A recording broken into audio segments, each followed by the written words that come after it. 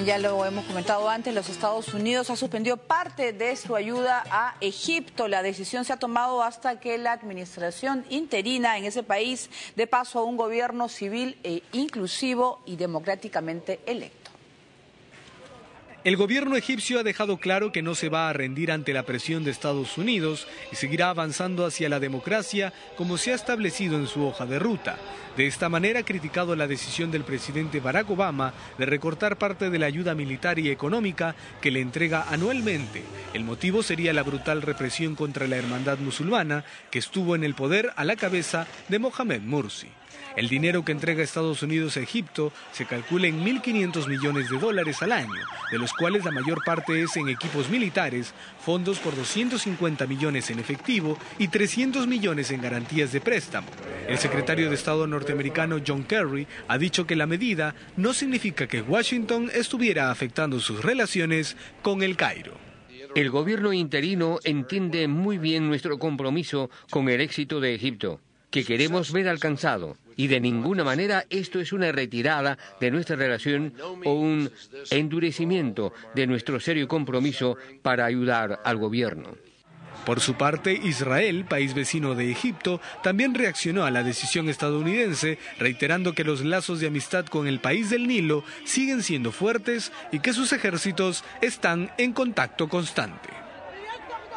Muy bien, se han suspendido el envío de equipamiento y ayuda financiera, pero se mantienen los fondos para las operaciones antiterroristas. Eso sí lo ha informado. Sí, Egipto es el segundo receptor mundial de ayuda estadounidense, solo después de Israel. Recibe la mitad que Israel, 1.500 millones de dólares en el caso de Egipto, y de los cuales poco más de 200 millones son ayuda económica. Casi todo es ayuda militar, 1.300 aproximadamente de los poco más de 1.500 millones. Y es la mayor parte de la ayuda militar que no tiene que ver con actividades antiterroristas. Pero esa es también a su vez la mayor parte de la ayuda militar, por ejemplo aviones F-16 que ya nos entregarían. Y esta es la primera vez que Estados Unidos hace algo remotamente parecido en más de 34 años de ayuda estadounidense a Egipto, lo cual quiere decir que esto sí es un tema importante, pese a que Estados Unidos ha querido rebajar su importancia.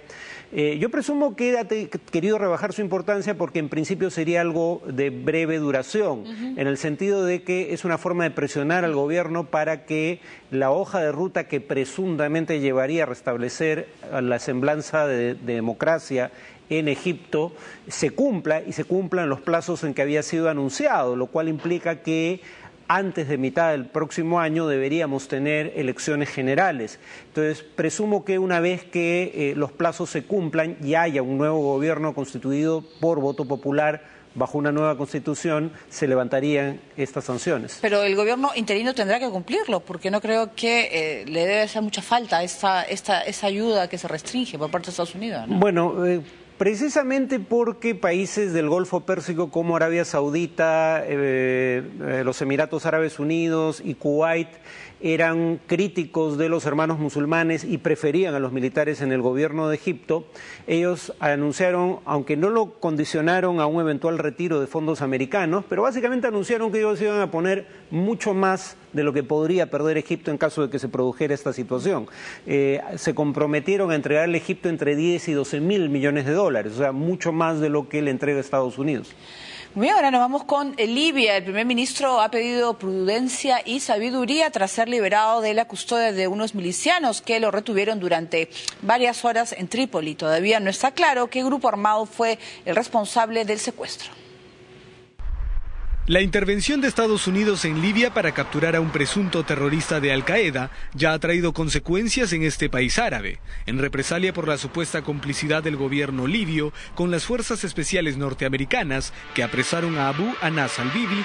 Una milicia secuestró hoy durante casi 8 horas al primer ministro Ali Zidane.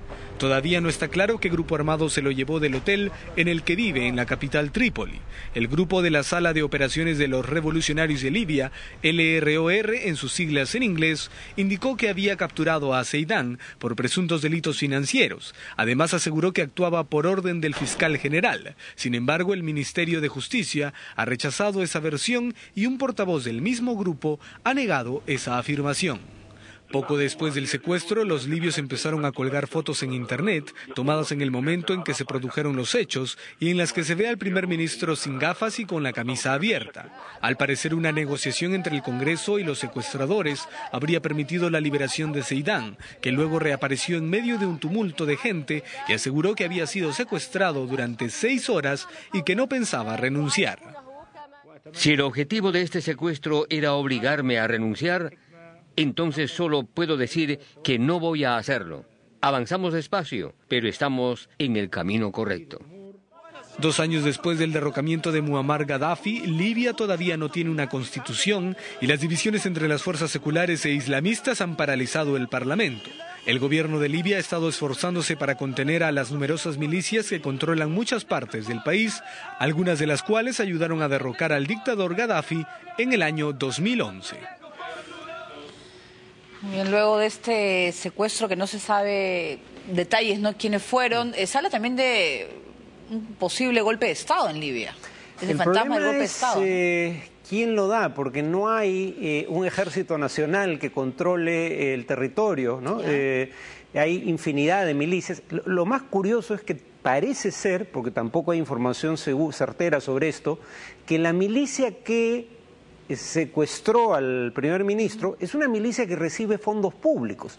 Como el gobierno no ha podido centralizar las milicias en un ejército nacional, lo que ha optado por hacer es contratar a las milicias para que brinden seguridad al país y para que no se conviertan en fuerzas de extorsión sobre la propia población. Y no queda claro tampoco por qué lo secuestraron. O sea, no por la captura de Al-Sisi. Esa es una posibilidad. Puede ser. Yo diría que es probable que esa sea la razón. La captura de este miembro de Al-Qaeda, pero también se habló de que había demandas por la poca transparencia con la que se manejaban fondos públicos. Por último, tampoco queda claro cómo fue el proceso de su liberación, si los captores lo dejaron ir o si fue liberado por la fuerza, que es lo que alegan algunos. Entonces, es muy difícil analizar una situación cuando no tienes información sobre los hechos. ¿Cuál es? Entonces, esto también demuestra, pues, el caos que hay en ese país, ¿no? Porque este primer ministro dice, no, voy a renunciar, pero la situación parece, pues, que en el tema de seguridad, por lo menos nacionales, realmente no se sabe quién manda ahí, ¿no? Por ahora todavía hay este sentimiento de mantener la unidad del país tras el derrocamiento de la dictadura, porque lo impresionante es que en un país en donde hay decenas de milicias, conflictos entre regiones, conflictos entre islamistas y seculares para redactar la nueva constitución, el país no haya estallado, que la violencia no sea mayor. Pero estos casos demuestran de que el potencial para un estallido sigue ahí. Muy bien, ahora nos vamos lamentablemente con más violencia. En Brasil se elevó a 3 el número de muertos tras un motín en una cárcel de Sao Paulo. El complejo penitenciario de Pedrinhas, en la ciudad brasileña de Sao Paulo, nuevamente vuelve a ser escenario de un violento motín, en el que 3 internos perdieron la vida y más de 30 resultaron heridos.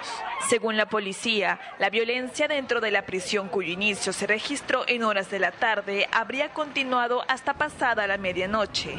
Aunque de momento se desconocen las causas, el conflicto habría comenzado tras la salida de los presos del pabellón para realizar una inspección, momento en el que se inició una pelea entre bandas rivales. Debido a cómo se dieron las cosas, la policía ha asegurado que el número de muertos podría ascender, mientras familiares de algunos reos se han acercado al penal para recibir información sobre el estado de sus parientes. Muy bien, vamos a hablar pues de esta violencia que se está viviendo en Brasil. Bueno, son conocidas, creo que lamentablemente ha habido más casos de violencias en cárceles del Brasil. Bueno, esto es tan común, lamentablemente, en América Latina, ¿no?, en general, pero además en Brasil específicamente, que buena parte del mejor cine brasileño ocurre en prisiones, ¿no? Por ejemplo, Carandiru es una película basada en el caso de un motín presidiario aplacado a sangre y fuego por policía militar, dando muerte a 111 internos. Pichote, La ley del más fuerte, transcurre parte de esa película en un reformatorio. Ciudad de Dios, película brasileña que si mal no recuerdo gana el Oscar a Mejor Película en Idioma Extranjero, es sobre pugnas entre pandillas en una favela de Río, pero también tiene escenas en presidios, si mal no recuerdo. El tema ya es parte de la cultura popular. Ese es claro, pero eso también es un tema en el cual tienen que luchar y es quizás el cual ojalá que lo puedan lograr los presidentes de ese país. Dilma Rousseff, ese es un punto muy importante, el tema de seguridad, de lucha contra el crimen. En el tema de las elecciones, y la próxima campaña, se dice que habría una mujer o que habría aparecido que podría darle la lucha a Dilma Rousseff. ¿Ella lo tiene seguro para las próximas elecciones? La tenía seguro, según todas las encuestas, antes de las revueltas de julio-agosto pasado. Ahora la contienda está más abierta. El tema es que no queda muy claro si todos aquellos que protestaron terminarían respaldando alguna candidatura común. En todo caso, quien sería una candidata de algún riesgo para Dilma Rousseff, incluso si no le gana, es una candidata que viene que era originalmente del PT, que luego creó un nuevo partido, en este momento no recuerdo su nombre, y que podría quitarle votos de su propia base electoral. O sea, muy probablemente no le gane la elección a Dilma Rousseff, pero podría quitarle suficientes votos como para, digamos, afectar sus posibilidades de reelección. Muy bien, nosotros ahora vamos con la figura del fallecido presidente venezolano Hugo Chávez, que ha sido inmortalizada esta vez en Cuba con una estatua de cera de tamaño real, la primera que la isla dedica al líder bolivariano, y esta será exhibida próximamente en un museo de La Habana. La escultura de cuerpo completo fue realizada por una familia de artesanos, donde se ubica el único museo de cera que tiene ese país. La obra se realizó en apenas 3 meses con el apoyo de la Embajada de Venezuela en Cuba, que facilitó las fotografías, el vestuario y el calzado. El escultor principal, llamado Leander Barrios, explicó que aunque ya tenía la idea para la obra, el impulso se lo dio un oficial venezolano. Hugo Chávez, quien llegó por primera vez al poder en 1999, falleció, como sabemos, a los 58 años, el 5 de marzo último, tras 20 meses de batalla contra el cáncer. Bueno, ese es un homenaje que le hace Cuba a Hugo Chávez, pero sabemos sobre todo la relación que tiene Chávez con ese país. Sí, digamos, pese a que era el gobierno venezolano el que subsidiaba al gobierno cubano, sin embargo el gobierno cubano tenía una influencia significativa sobre el de Venezuela, precisamente porque Chávez tomaba como fuente de inspiración ideológica y personal a Fidel Castro. Entonces, digamos, el dinero iba de Venezuela a Cuba, pero la influencia ideológica iba en la dirección opuesta. Muy bien, pero dicho sea de paso, está igualito, ¿no?